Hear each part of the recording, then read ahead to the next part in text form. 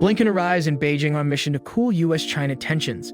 The United States and China have not been able to resolve their most fundamental differences, according to officials from the United States, but they have been able to discuss them in a way that has the potential to be constructive, and they have decided to continue talking. According to the officials, Secretary of State Antony Blinken was successful in securing a visit to the United States capital for the Chinese Foreign Minister Qin Gang during a meeting that lasted over 6 hours. On the other hand, they stated that development in other matters is still a work in progress. Blinken will have additional top-level interactions with the Chinese on Monday, including possibly with Chinese leader Xi Jinping. Blinken is the highest-ranking American official to visit China since President Joe Biden entered office. Despite Blinken's presence in the Chinese capital and a generally positive appraisal of the meeting that took place on Sunday, the chances of making major headway on the most difficult issues that are now confronting the world's two largest economies remain low. After the United States shot down a Chinese surveillance balloon that was flying over American territory in February, Blinken decided to postpone his intentions to travel to China and make this trip instead. Since Vice President Joe Biden assumed his position, Blinken represents the highest-ranking American official to travel to China.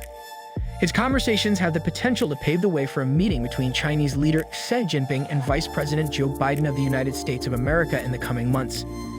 He wrapped off the first day of 2 days of high-stakes diplomatic talks in Beijing to attempt to diffuse tensions that have many people all around the world on edge. This extensive list includes a variety of points of contention, including commerce, the status of human rights in China and Hong Kong, Chinese military aggression in the South China Sea, and Russia's involvement in the conflict in Ukraine.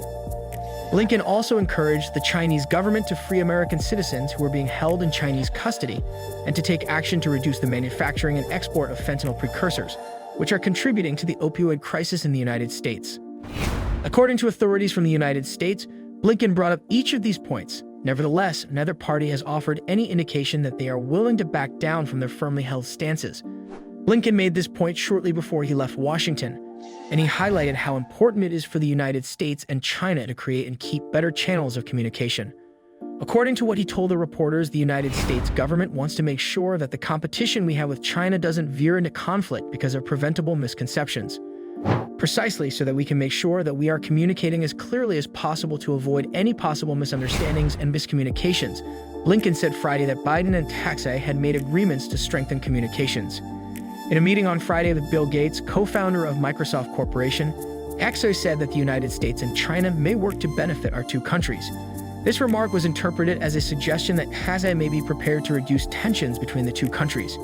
Xi said to Gates, "I believe that the foundation of Sino-US relations lies in the people," and he was right. Given the current state of affairs in the world, we are in a position to carry out a variety of activities that will be to the advantage of both of our countries, the people living in both of our countries, and the entire human race. There have been several high-level commitments since Blinken's trip in February had to be canceled because of scheduling conflicts. In May, the director of the CIA, William Burns, traveled to China, while China's Minister of Commerce visited the United States. And in May, Jake Sullivan, who serves as Biden's national security advisor, had a meeting with Wang in Vienna. However, these have been punctuated by outbursts of angry rhetoric from both sides regarding the Taiwan Strait, their broader intentions in the Indo-Pacific, China's refusal to condemn Russia for its war against Ukraine, and allegations from the United States that Beijing is attempting to boost its worldwide surveillance capabilities, including in Cuba. And earlier this month, China's military minister turned down a request from United States Military Secretary Lloyd Austin to meet on the sidelines of a security symposium in Singapore. This was an indication of growing disagreement between the two countries. On Friday, Austin expressed his certainty that he and his Chinese equivalent would meet at some point in time, but we're not there yet. In a move that highlights the problems, China has dismissed as far-fetched and unprofessional a report that was produced by a security firm in the United States that blamed Chinese-linked hackers for attacks on hundreds of public agencies, schools, and other targets located all over the world. A spokeswoman for China's Ministry of Foreign Affairs stated multiple times that Washington is responsible for the hacking attempts and expressed frustration that the cybersecurity industry hardly ever reported on them. That was in response to a similar retort made by China earlier in the week when China said that Qin had urged the United States in a phone call with Blinken to respect China's core concerns, such as the issue of Taiwan's self-rule, stop interfering in China's internal affairs, and stop harming China's sovereignty, security, and development interests in the name of competition. In the meantime, the national security advisors of the United States, Japan, and the Philippines met for the first time on Friday and reached an agreement to strengthen their defense cooperation. This was done in part to counter China's growing influence and ambitions in the region.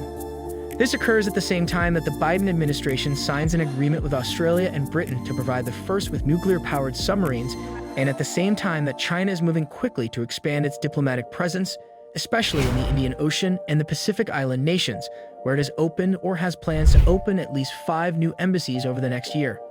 China is moving to provide the first with nuclear-powered submarines. The deal is a component of a nuclear collaboration that has been in effect for the past 18 months and has been given the acronym AUKUS, which stands for Australia, the United Kingdom, and the United States. As Blinken began his first day of meetings in Beijing, the spokesperson for China's Ministry of Foreign Affairs, Hua Chunying, issued a statement that expressed cautious optimism about the situation. Hope this meeting can help steer China-U.S. relations back to what the two presidents agreed upon in Bali, she wrote in a statement that was posted on Twitter. Hope this meeting can help steer China-U.S. relations back to what they were in Bali. However, 2 U.S. officials played down chances for a big breakthrough and emphasized that the trip was meant to bring a sense of calm and normalcy back to high-level meetings. They stated that the trip's primary objective was to resume high-level contacts. "We are coming to Beijing with a realistic, confident approach and a sincere desire to manage our competition in the most responsible way possible," said Daniel Kreitenbrink, the top U.S. diplomat for East Asia and the Pacific. "We're coming to Beijing with a realistic, confident approach and a sincere desire to manage our competition in the most responsible way possible. Intense competition requires intense diplomacy if we are going to manage tensions," said Kurt Campbell, the top Asia expert at the National Security Council. "This is the only way to dispel misunderstandings, send a message, have a conversation, and cooperate in situations in which our interests coincide." Do you like it? Kindly give your valuable response in our comment section below, and don't forget to subscribe to our YouTube channel for more interesting and informative videos.